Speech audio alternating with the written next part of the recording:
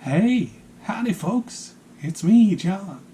Hey, I'm coming to you live from sunny Florida, but it's actually dark now, so it's not sunny anymore. I'm kind of coming on a setup that isn't quite the usual setup. My computer had some issues this week. I'm in the middle of fixing them, so I have very limited technology, and this is coming through the phone. It's a little dark. It's a little less than I normally do. My usual, antics and shenanigans that I would do. Not going to be here today. We're just going to have kind of a basic program. I have a few things that I wanted to talk about.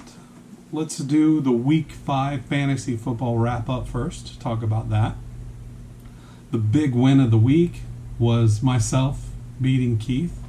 I went to bed on Monday night and I was thinking, you know what, I've lost it.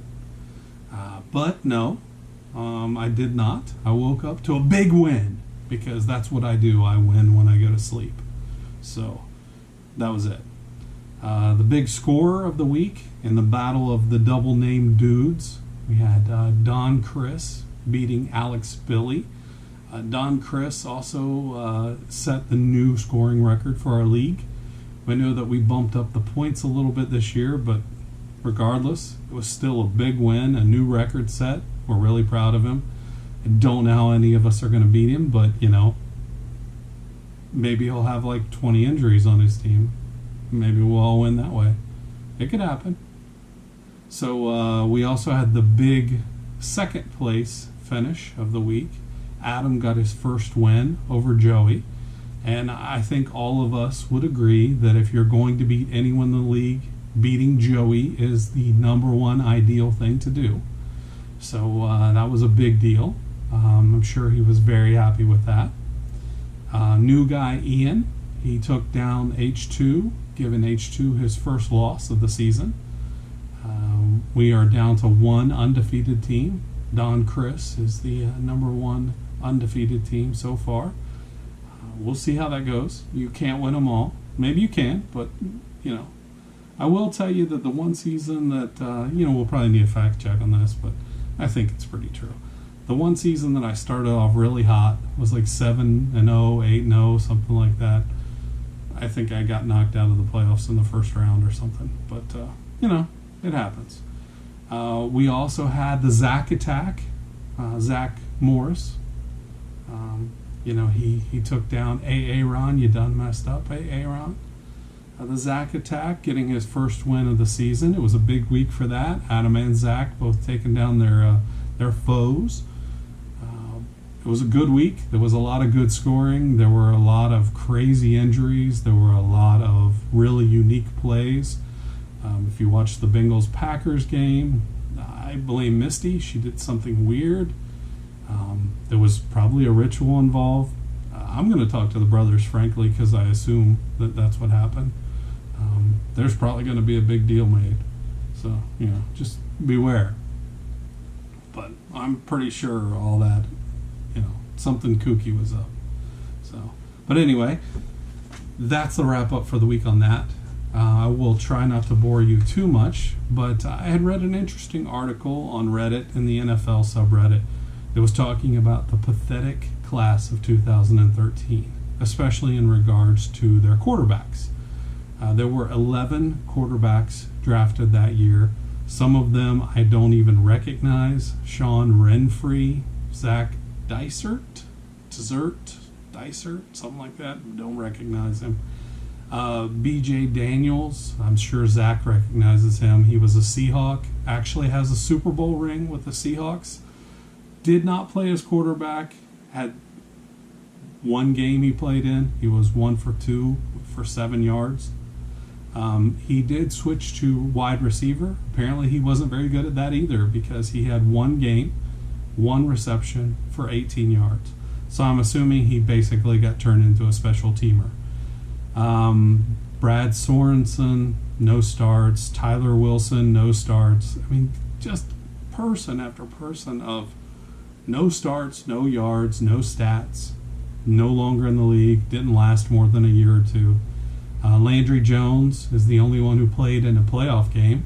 He had 2 completions, 5 attempts, 40 yards, and a pick. You know, he filled in a couple times when Big Ben baby. I hate that dude. Just retire. You know, better yet, just stick around for another 10 years. Keep sucking it up. We can keep beating you. So, Landry Jones filled in a few times. He is about 1,300 yards. Matt Barkley, never going to be Carson Palmer. He has about 2,700 yards. E.J. Manuel was the only first-round draft pick by the Bills. He was going to be their starter. He wound up playing 30 games, has pretty pedestrian 3,700 yards, out of the league in a couple years type thing.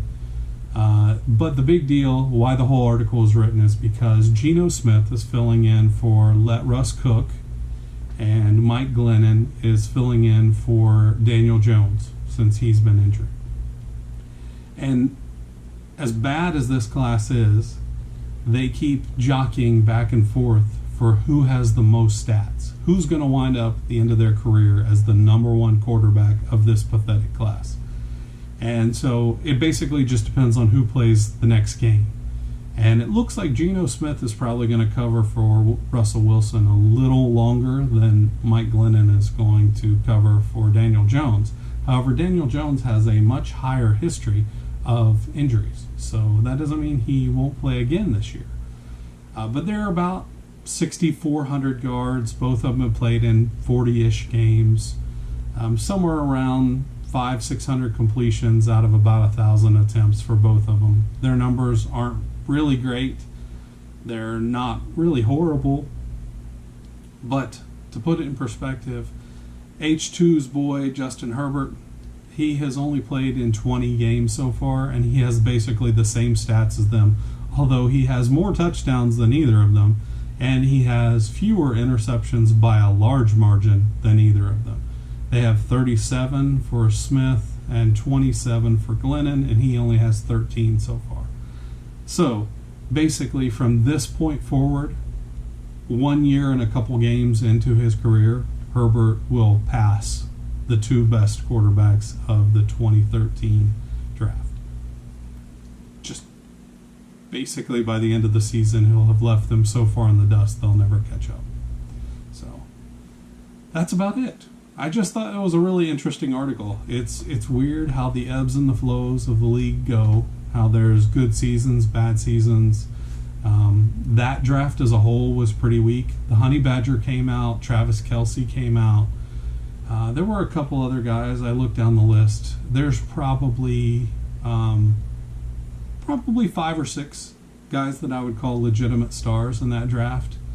No one bar Kelce, because I think Kelce is probably the best shot, but no one bar him that I would say, oh yeah, that guy's going in the Hall of Fame. I think if Kelce puts in another 4 or 5 seasons like he has done, he's a lock. He already has some fantastic stats. I think he needs a little more to be Hall of Fame material, but I think he's certainly getting very close. So somewhere 3 to 5 more seasons of that kind of production, and I think he's just a certain lock, especially if the Chiefs do a pretty good job, maybe winning some more playoff games, maybe another Super Bowl or something like that. I certainly know as a Bengals fan how it is to have great players on your team who, just because they haven't won a Super Bowl, will probably never make the Hall of Fame.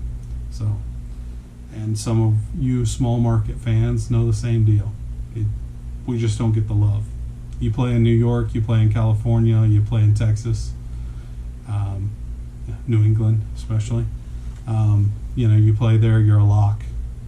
Pittsburgh's about the only small market team, and really they haven't had anything like that since the 70s themselves. Once the steel curtain went away, they haven't had that lock factor that they had back in the day.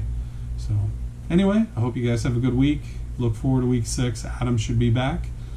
Sorry if this was choppy or whatever. It was all done in one take on my cell phone. So thank you guys very much, and have a good week.